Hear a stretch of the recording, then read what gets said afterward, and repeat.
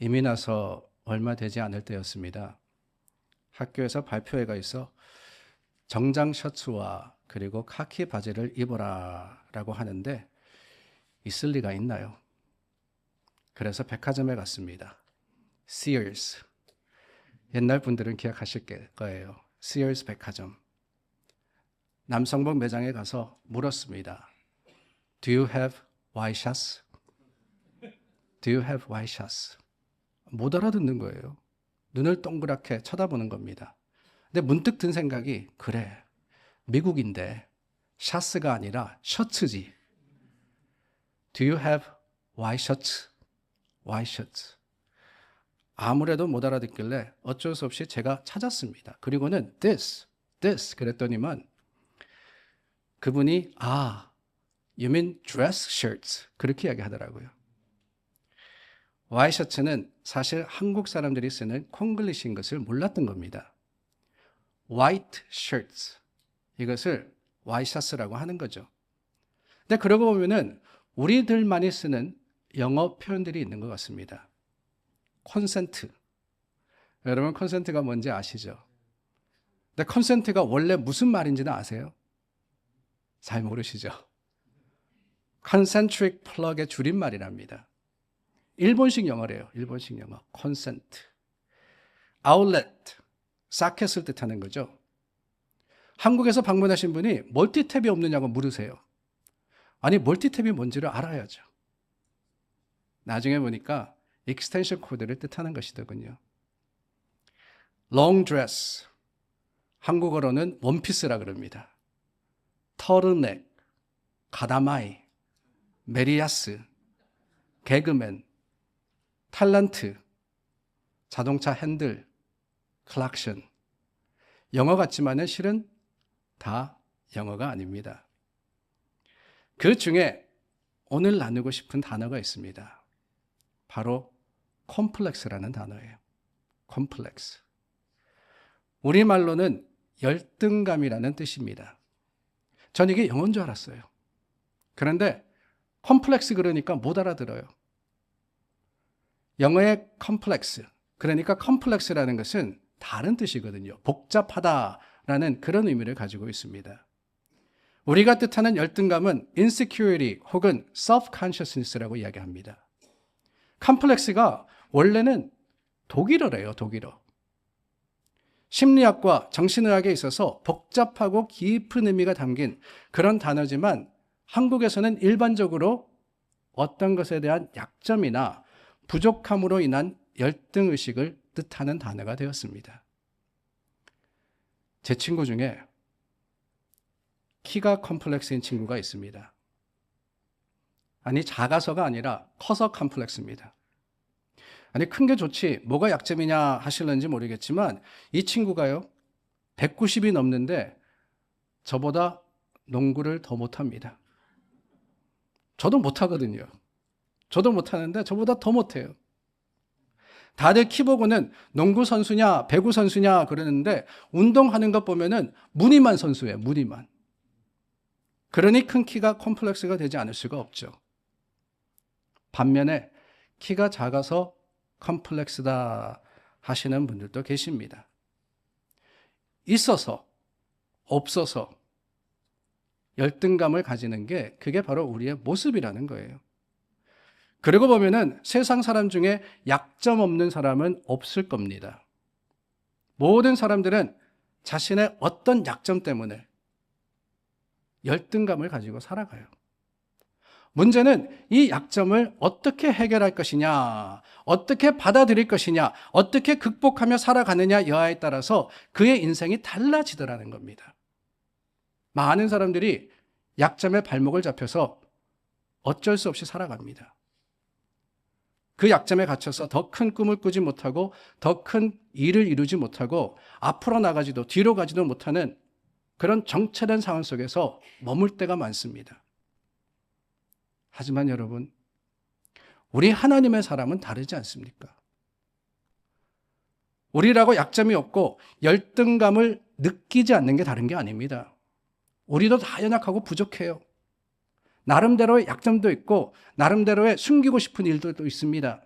다만 우리가 세상과 다른 것은 약점이 없는 게 아니라 약점 때문에 망하지 않는다는 거예요. 약점 때문에 좌절하고 실패하지 않습니다. 오히려 우리의 약점은 컴플렉스가 아니라 주님을 찾는 이유가 되고, 그렇게 주님의 도우심과 세우심을 통해서 도리어 성공의 삶을 살아갈 수 있다는 것. 그게 다른 거예요, 그게. 오늘 저희가 나누었던 본문 사사기입니다. 사사들의 이야기로, 사사는 영어로 저지스라고 이야기하고 히브리어로는 쇼페트입니다. 그 단어의 뜻은 재판하다, 다스리다이죠. 여호수아 이후 사울 때까지 약 340년의 시간을 이스라엘을 다스리고 또 여러 이방인들의 압제로부터 하나님의 백성을 구원하고자 하나님께서 세우신 군사적인 지도자이자 또한 종교적인 재판관들이 사사입니다. 우리가 잘 아는 드보라, 기드온, 삼손 등 사사기에는 약 12명의 사역이 기록이 되어 있는데, 그 중에 두 번째 사사가 오늘 본문의 에훗입니다. 이스라엘 백성이 모압 왕 에글론의 압제 가운데 하나님께 부르짖자 하나님께서 에훗을 세우셔서 그들을 구원케 하십니다. 에훗이 에글론을 죽이고 이스라엘을 해방시키는데, 본문에 보면은 이 에훗이 어떤 사람이었냐라는 것을 짤막하게 우리에게 알려주고 계십니다. 15절입니다. 그는 곧 베냐민 사람 게라의 아들 왼손잡이 에훗이라. 먼저는 베냐민 사람이라 그랬고, 또한 그가 왼손잡이다라고 소개를 하고 있어요. 이 베냐민이라는 뜻이 참 재미있습니다. 베냐민, 야곱의 12아들 중 막내 아들이죠. 요셉과 베냐민은 라헬의 아들들입니다. 근데 그 이름을 베냐민이라 그랬는데, 벤이라는 것은 히브리어로 아들을 뜻합니다. 야민이라는 것은 오른손이라는 뜻을 가지고 있어요. 그래서 베냐민은 오른손의 아들, 이런 뜻입니다. 근데 원래는 베냐민이 아니었어요. 라헬이 막내 아들을 낳다가 죽게 되었을 때 갓 태어난 아이를 이름 짓습니다. 뭐라고 이름 짓느냐 하면은 베노니라고 이름을 지었어요. 내 슬픔의 아들이라는 뜻입니다. 내 슬픔의 아들. 하지만 야곱은 그 베노니를 베냐민으로 고쳐 불렀습니다. 오른손의 아들이라는 뜻은 다름이 아니라 어머니 없이 자라야 할 막내 아들, 그 아들이 힘있고 강한 사람이기를 바라는 그 아버지의 마음입니다. 이런 야곱의 마음은 그가 죽기 직전에 자녀들을 축복할 때 베냐민을 향해서 너는 물어뜯는 일이다 라고 하는 데서 분명하게 보여집니다. 베냐민이 사납고 용맹스러운 사람이기를 원했던 거예요. 근데 그렇게 성경은 오른쪽을 선함과 힘, 능력을 뜻하는 단어로 사용을 했습니다. 반면에 왼편은 연약함과 부족함, 추함과 부끄러움을 뜻하고요. 성경만이 아닙니다. 당시 인근 중동 문화권에도 오른쪽은 선한 쪽으로, 왼쪽은 악한 쪽으로 여겨졌습니다. 그래서 우리가 잘 알고 있는 문화가 있죠. 오른손은 밥 먹는 손, 왼손은 뒤 닦는 손. 왜 그러느냐? 다른 게 아니에요. 오른쪽은 선하고 좋은 거지만 왼쪽은 그렇지 않다라고 여기기 때문입니다. 근데 그 강한 오른손의 지파에 한 아들이 낳는데 왼손잡이가 난 거예요. 왼손잡이가. 그게 바로 에훗이었습니다. 그에게는 이 사실이 치명적인 약점이자 컴플렉스였습니다. 아니 뭐 오른손잡이냐 왼손잡이냐 그게 무슨 약점이냐 그게 무슨 열등감의 원인이냐 하실는지 모르겠습니다. 어떤 학자는요, 이 왼손잡이라는 뜻은 오른손을 쓸 수 없는 장애인이었다라고 하기도 합니다. 근데 성경은 분명하지 않아요. 잘 모르겠습니다. 그러나 확실한 것은 성경이 굳이 베냐민과 왼손잡이를 대조해서 기록한 것은 에훗이 세상적으로 부족한 사람이다, 연약한 사람이다라는 것을 밝히기 원함이 아닐까 하는 거예요. 우월한 사람이 아니라는 겁니다. 여러 면에서 약점을 가지고 있는 사람이었습니다. 그런데 그 에훗을 하나님이 들어 쓰신 겁니다. 이 얼마나 놀라운 일이에요. 아니, 당시 힘 있는 베냐민 지파 내에도 더 뛰어난 사람이 없었을까요? 베냐민 지파만이 아니라 이스라엘에 11 다른 지파가 있었는데 그 중에 나라를 구원할 만한, 우리가 생각하는 지식과 능력이 충만한 사람, 키가 장대하고 힘이 좋은 사람, 그런 사람들이 없었겠습니까? 그러나 하나님은 그들이 아니라 연약한 에훗을 들어 쓰신 거예요. 왼손잡이였지만 주님의 손이 에훗의 오른손이 되어 주신 겁니다. 약점과 부족함이 있었지만 하나님만을 바랄 때 하나님이 그를 귀하게 여기신 거예요. 실제로 그가 에글론을 죽이러 갔을 때 20절 말씀에 보면은 자기는 하나님의 명령을 받아서 왔다라고 선포하지 않습니까? 왼손잡이라는 자기의 약점만 보았다면은 모압 왕에게 나갈 수 없었을 겁니다. 아니, 오른손잡이였다면, 그가 강한 사람이었고 그가 장대한 사람이었다면 에글론에게 가까이 가도록 군사들이 내버려 두지도 않았을 거예요. 오히려 그의 약점이, 그 약점을 통해서 하나님의 큰 일이 이루어졌던 것이지요. 이사야 41장 10절은 하나님의 의로운 오른손이 우리를 붙들어 주신다라고 합니다. 두려워하지 말라. 내가 너와 함께함이라. 놀라지 말라. 나는 내 하나님이 됨이라. 내가 너를 굳세게 하리라. 참으로 너를 도와주리라. 참으로 나의 의로운 오른손으로 너를 붙들리라. 하나님의 약속이에요. 하나님의 오른손은 능력의 손이라고 말씀드렸습니다. 그런데 하나님의 오른손은 어떻겠어요? 비록 우리가 왼손잡이의 약점을 가지고 살아간다 할지라도 하나님을 의지하면 그 손이 저와 여러분들을 붙들 뿐만 아니라 그 손으로 말미암아 우리가 세상을 이기게 되는 겁니다. 우리의 약점은 약점이 아니라 장점이 되는 것이지요. 만약 에훗이 자신에게 있었던 그 왼손잡이라는 약점을 열등감으로 가지고 살았다라면은 하나님의 일을 할 수 없었을 거예요. 오히려 그 약점을 인정했을 때 그곳에서 능력이 나온 겁니다. 바울이 고린도 교회를 향해서 편지를 쓸 때 이렇게 고백하거든요. 고린도전서 1장 27절서부터입니다.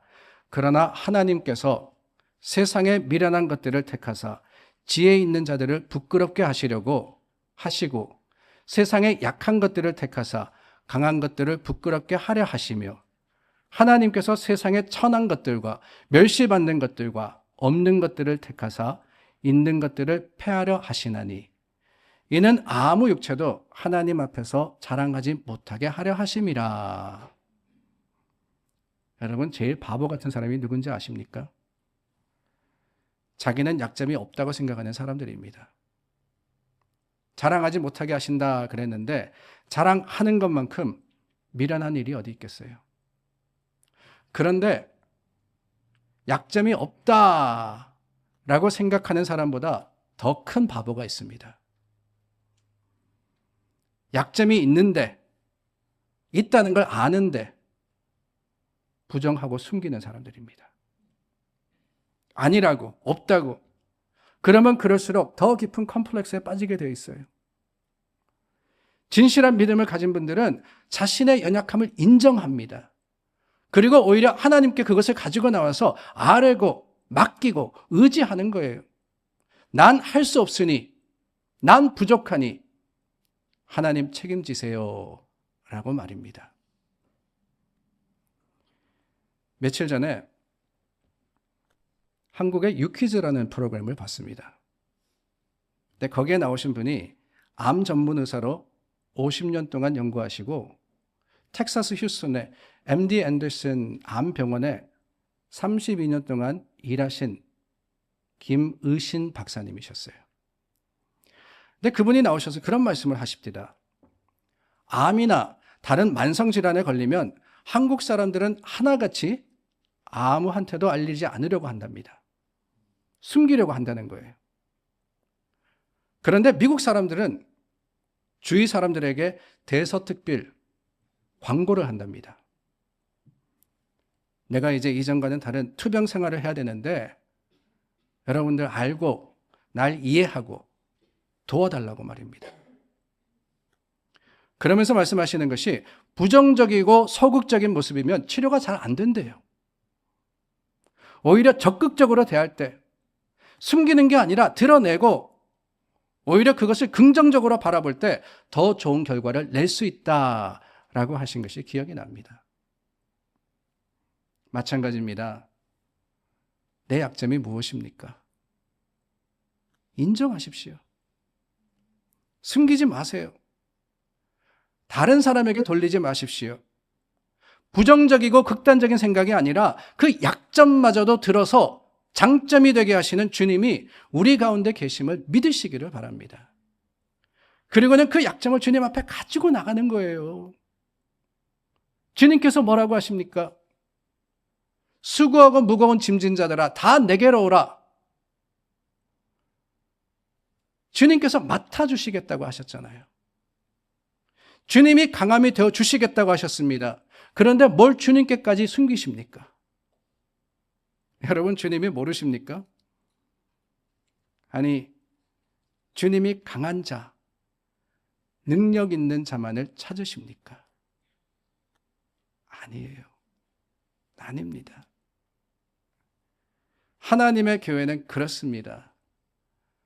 강하고 능력 있는 사람들이 모이는 곳이 아니에요. 하나님이 택하시는 사람들은 바울이 고린도 교회를 향해서 선포했듯이 세상에서 미련한 사람들입니다.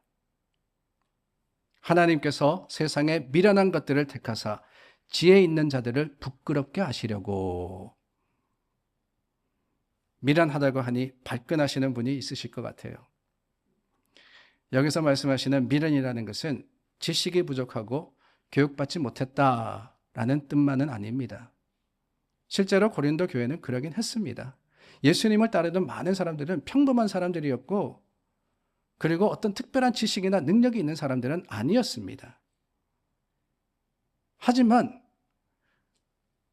바울이 말씀하시는 미련이라는 것은 그런 세상적인 부족함만이 아니라 세상이 미련하다고 생각하는 것, 그런 사람들을 뜻하는 거예요. 그게 뭐냐?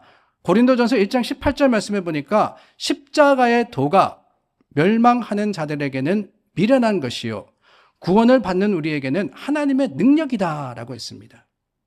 십자가의 도가 멸망하는 자들이 보기에는 미련해 보이더라는 거예요. 근데 그 십자가를 중심으로 모이는 교회 사람들이 어떻게 보였겠어요? 미련하고 둔해 보이는 겁니다. 22절 말씀도 말씀하십니다. 우리는 십자가에 못 박힌 그리스도를 전하니 이방인에게는 미련한 것이로되. 십자가를 통해서 죄사함을 받고 구원을 얻는다는 진리가 예수님을 믿지 않는 사람들에게는 미련한 것으로 보인다는 거예요. 믿지 않는 사람들의 시각으로 보면 이해가 안 되는 겁니다. 그도 그럴 수밖에 없는 것이 힘을 키워야 하고 능력을 가져야지만 성공한다는 세상 아닙니까? 그런데 나는 연약하고 부족하니 하나님 의지합니다. 나는 알지 못하고 나는 미련하니 주님밖에 없습니다. 두 손 두 발 다 들고 십자가를 향해 나옵니다. 그게 세상이 보기에는 어떻겠어요? 미련해 보이더라는 거예요. 미련해 보이더라는 거예요. 십자가가 밥 먹여주냐고, 병 고쳐주냐고. 그러나 여러분, 세상이 우리를 향해서 미련하다, 어리석다 해도 상관없습니다. 우리는 알기 때문에 그 십자가의 지혜가 있고 그 십자가의 생명이 있고 그 십자가의 능력이 있음을 우리는 알지 않습니까? 그렇기 때문에 주님께서 우리를 지혜롭게 하시면 그게 최고예요. 그게. 아무리 세상에서 똑똑해 보여도 하나님이 어리석다라고 하신다면 그게 어리석인 거죠. 우리는 세상에서는 약하고 부족합니다. 그러나 약하기 때문에 강한 주님을 의지한다면 그게 능력입니다. 모세는 스스로 고백하기를 나는 말을 잘 못합니다 라고 했죠. 아니, 바로에게 나아가서 하나님의 말씀을 전해야 하는 자가 말에 어눌하다면은 큰 약점이 아닐 수가 없었습니다. 그런데 하나님께서 그래, 네 말 못하니까 그럼 다른 사람 쓸게 그러지 않으셨어요. 오히려 도우십니다. 그래서 출애굽기에 보면은 여호와가 모세와 함께 하사 내가 너와 함께 있어. 이 말이 계속해서 나와요. 하나님께서 모세와 함께 하셨다는 거예요. 약함을 숨기지 않고 주님 앞에 고백한 모세, 그 모세를 하나님이 도우셨기 때문에 모세는 강할 수 있었습니다. 하나님의 선택 기준은 세상의 그것과 달라요. 세상은 유능하고 실력 있고 똑똑한 사람을 뽑아 쓰지만 우리 하나님은 아닙니다. 멸시받고 약하고 가난하고 병들고 보잘것없다 할지라도 주님께서 사랑하시기에 들어서 쓰시는 겁니다. 그렇기에 결국 그들이 하나님의 위대한 도구가 되는 거예요. 그래서 우리에게 소망이 있는 거 아니겠어요? 사도 바울도 고린도 교회 성도들에게 그 믿음 가지고 살라는 거예요. 그 믿음 가지고. 비록 우리가 어리석고 비록 우리가 가진 것 아무것도 없다 할지라도 하나님 우리를 아시고 하나님께서 우리를 택하지 않으셨냐라고 말입니다.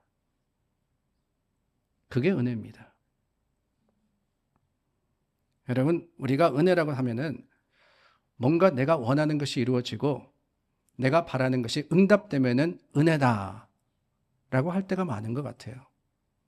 그래서 기도 열심히 하다가 하나님께서 그 기도를 들어주셔서 바라고 원했던 것이 이루어지면은 할렐루야 아멘 하나님의 은혜입니다 라고 하는데 물론 그것도 좋은 일이에요. 그러나 진정한 은혜는 그게 아니라 그 전에 하나님의 택하심을 우리가 받았다는 게 은혜예요. 하나님께 기도할 수 있다는 게 은혜입니다. 하나님께 가지고 나올 수 있다는 게 은혜입니다. 아니 그래야 한다는 사실을 안다는 게 우리에게 주신 하나님의 은혜가 아닐까요? 만일 우리의 연약함이 하나님의 택하심의 이유라면은 우리 약함도 하나님의 은혜입니다. 그러므로 여러분, 하나님께서 우리에게 주신 그 모든 은혜 가운데 비록 연약하다 할지라도 미련하다 할지라도 우리를 들어쓰시는 그 주님의 계획을 알고 깨닫는 저와 여러분들이 되기를 바랍니다. 하나님이 그렇게 하시는 것은 다름이 아닙니다. 먼저는 아무도 하나님 앞에 자랑하지 못하게 하려 하신다 그랬어요. 29절 말씀 함께 읽었습니다. 이는 아무 육체도 하나님 앞에서 자랑하지 못하게 하려 하심이라. 하나님 앞에 자랑하는 것 교만입니다. 내가 했습니다. 내가 이런 사람입니다. 내가 이게 얼마나 우스운 일입니까? 하나님이 은혜 주셨고 하나님이 도와주셔서 된 거 아닙니까? 하나님이 만나주시고 열어주신 겁니다. 그 사실을 온전하게 고백하려고 하나님은 능력 없는 저와 여러분들을 부르셨어요. 근데 그것만이 아니라 또한 오직 주님만 자랑하도록 저와 여러분들을 부르십니다. 고린도전서 1장 31절입니다. 기록된 바 자랑하는 자는 주 안에서 자랑하라 함과 같게 하려 함이라. 기록된 바 그랬어요. 바울이 구약의 말씀을 인용한 겁니다. 그 말씀이 어디 있느냐? 예레미야 9장 23절과 24절입니다. 여호와께서 이와 같이 말씀하시되 지혜로운 자는 그의 지혜를 자랑치 마라. 용사는 그의 용맹을 자랑하지 말라. 부자는 그의 부함을 자랑하지 말라. 자랑하는 자는 이것으로 자랑할지니 곧 명철하여 나를 아는 것과 나 여호와는 사랑과 정의와 공의를 땅에 행하는 자인 줄 깨닫는 것이라. 나는 이 일을 기뻐하노라. 여호와의 말씀이니라. 모든 것이 하나님의 은혜라고 자랑하라는 거예요. 누가 날 칭찬하면 주께서 하셨습니다. 자랑할 수 있어야 됩니다. 훌륭합니다. 그러면은 하나님의 은혜입니다.